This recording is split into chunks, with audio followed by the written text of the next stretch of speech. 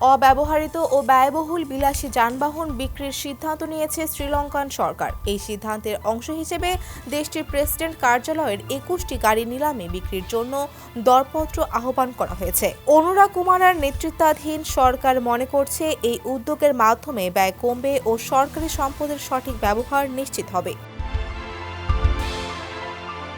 শ্রীলঙ্কান প্রেসিডেন্টের অতিরিক্ত সচিব মাহেশ হেওয়াভিথারানা জানিয়েছেন, সরকারি বিভিন্ন প্রতিষ্ঠানের প্রতিনিধিদের সমন্বয়ে গঠিত মূল্যায়ন বোর্ড কোন যানবাহন বিক্রি করা হবে তা নির্ধারণ করেছে।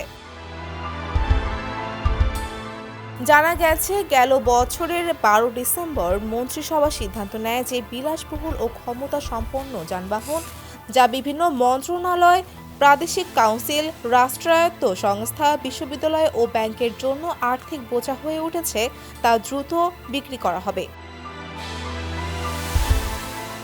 এরপর অর্থ মন্ত্রণালয়ের কন্ট্রোলার জেনারেল দপ্তর ১৮ ডিসেম্বর একটি সার্কুলার জারি করে। এতে বলা হয়, প্রতিটি সরকারি প্রতিষ্ঠানকে তাদের বিলাসবহুল যানবাহন বিক্রির তথ্য ১ মার্চের মধ্যে কন্ট্রোলার জেনারেলের দপ্তরে জমা দিতে হবে।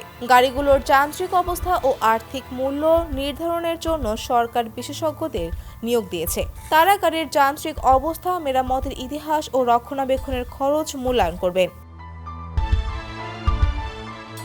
শ্রীলঙ্কা সরকারের প্রধান মূল্যায়ন কর্মকর্তা ASWK নানায়াক্কারা জানিয়েছেন, প্রেসিডেন্ট কার্যালয় সহ বিভিন্ন প্রতিষ্ঠান তাদের মূল্যায়ন বোর্ডে সরকারি মূল্যায়ন কর্মকর্তাদের নিয়োগ করেছে।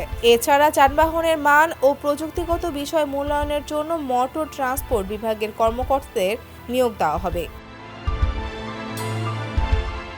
ডেস্ক রিপোর্ট, সমকাল।